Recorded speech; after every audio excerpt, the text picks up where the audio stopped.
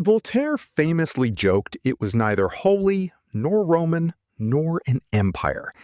And yet, for nearly 1,000 years, this strange, sprawling political patchwork shaped the heart of Europe, crowning emperors, dividing kingdoms, and constantly wrestling with the power of the church. This is the Holy Roman Empire, explained. A like helps the channel grow. Your subscription helps keep history from being forgotten. Origins: Charlemagne and Otto the Great. The roots of the Holy Roman Empire trace back to the powerful Frankish king Charlemagne. In 800 AD, Pope Leo III crowned Charlemagne as Emperor of the Romans in Rome. This coronation symbolically revived the idea of a Western Roman Empire centuries after its fall. Charlemagne's empire, however, fragmented after his death among his feuding descendants. For over a century afterward, no single ruler successfully reclaimed this imperial title. In 962 AD, German King Otto I was crowned emperor by the Pope in Rome. Otto's coronation is widely considered the true founding moment of the Holy Roman Empire. His empire centered primarily on German-speaking territories, alongside parts of Italy. Otto and his successors closely tied their imperial legitimacy to papal approval and coronation. This complex relationship between emperor and pope would define centuries of imperial history. The structure of a not-quite empire. Unlike ancient Rome, the Holy Roman Empire was never a centralized, unified state. It functioned instead as a loose confederation of hundreds of semi-independent territories. These territories included kingdoms, duchies, free cities, and small ecclesiastical states. The emperor held significant symbolic authority, but often limited practical control over local rulers. Regional princes, dukes, and bishops frequently governed their territories with considerable independence. The empire's most powerful rulers were called prince-electors, responsible for selecting each new emperor. This elective system distinguished the Holy Roman Empire from most traditional hereditary monarchies. Imperial authority relied heavily on negotiation, alliance building, and careful political balancing.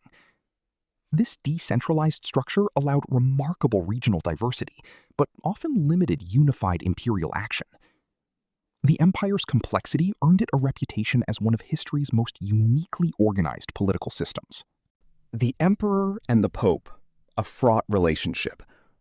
From its beginning, the Holy Roman Empire maintained a deeply complicated relationship with the papacy. Emperors relied on papal coronation to legitimize their authority and imperial title. However, emperors and popes frequently clashed over political and religious authority. The most significant conflict, known as the investiture controversy, erupted in the 11th century. This dispute centered on who held the right to appoint powerful church officials, bishops, and abbots. Emperor Henry IV and Pope Gregory VII became bitter rivals during this dramatic political struggle. In a famous incident, Henry reportedly stood barefoot in snow at Canossa, seeking papal forgiveness. This dramatic gesture became a powerful symbol of tension between religious and secular authority. The conflict was eventually settled through compromise in the Concordat of Worms in 1122. This ongoing power struggle between emperor and pope shaped medieval European politics for generations. The Golden Bull and imperial politics. By the 14th century, the empire's elective system needed clearer, more formal rules. In 1356, Emperor Charles IV issued the Golden Bull, a landmark constitutional document. This document formally established 7 prince-electors responsible for choosing future emperors. These electors included powerful figures like the archbishops of Mainz, Cologne, and Trier. Secular electors included the King of Bohemia and rulers of Saxony, Brandenburg, and the Palatinate. The Golden Bull significantly reduced direct papal influence over imperial elections. This document effectively formalized the empire's uniquely decentralized political structure. it remained a foundational legal framework governing imperial succession for centuries afterward. The Golden Bowl reflected the empire's ongoing struggle to balance central authority with regional independence. This system endured, with modifications, until the empire's eventual dissolution centuries later.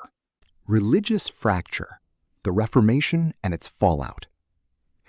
In 1517, a German monk named Martin Luther publicly challenged Catholic Church practices. Luther's protests sparked the Protestant Reformation, dramatically reshaping European religious life.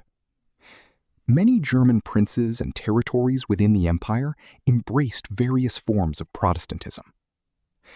This religious division created severe political and social tension across imperial territories. Emperor Charles V, a devout Catholic, strongly opposed the spread of Protestant beliefs. Religious conflicts erupted repeatedly between Catholic and Protestant territories within the empire. In 1555, the Peace of Augsburg temporarily resolved tensions, allowing rulers to choose their territory's religion. This principle became known by the Latin phrase cuius regio eius religio, meaning whose realm, his religion.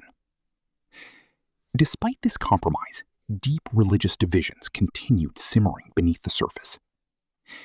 These unresolved tensions eventually erupted into one of Europe's most devastating conflicts.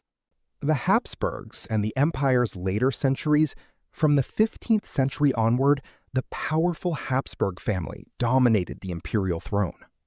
Habsburg emperors ruled vast territories stretching far beyond traditional imperial borders. Emperor Charles V famously ruled territories spanning Europe alongside Spanish colonial possessions in the Americas. Habsburg rulers skillfully used marriage alliances to expand influence across European royal families. Despite their vast personal territories, Habsburg emperors still faced significant internal imperial limitations. Regional princes and territories often resisted centralized Habsburg authority within the empire itself. The Habsburgs increasingly focused political ambitions on their extensive Austrian and Spanish territories. This shift sometimes reduced direct imperial attention toward internal German political affairs. Despite these challenges, the Habsburgs maintained the imperial title for centuries, almost continuously. Their prolonged rule profoundly shaped the empire's later political and religious development. The 30 Years' War and the Peace of Westphalia. In 1618, long-simmering religious and political tensions erupted into the devastating 30 Years' War. This brutal conflict began as a religious struggle between Catholic and Protestant territories. The war quickly expanded, drawing in major European powers like France, Sweden, and Spain. Widespread destruction, famine, and disease devastated large portions of Central Europe. Historians estimate the conflict caused millions of deaths across the empire's territories. After 30 years of brutal warfare, exhausted powers finally negotiated peace in 1648. This agreement, known as the Peace of Westphalia, formally ended the devastating conflict. The treaty granted individual German territories significant sovereignty over religious and political affairs. This dramatically weakened centralized imperial authority, reinforcing the empire's decentralized structure. The Peace of Westphalia is often cited as establishing modern principles of national sovereignty. Decline, Napoleon, and the end of the empire.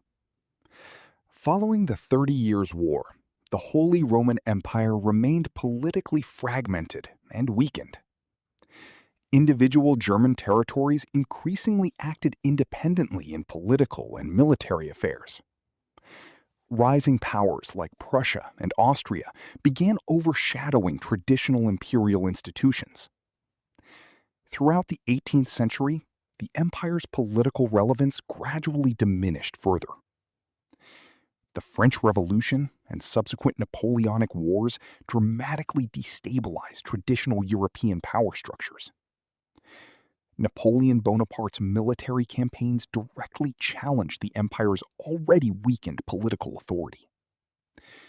In 1806, facing overwhelming pressure, Emperor Francis II formally dissolved the Holy Roman Empire. This dramatic decision ended nearly 1,000 years of imperial tradition and symbolic authority.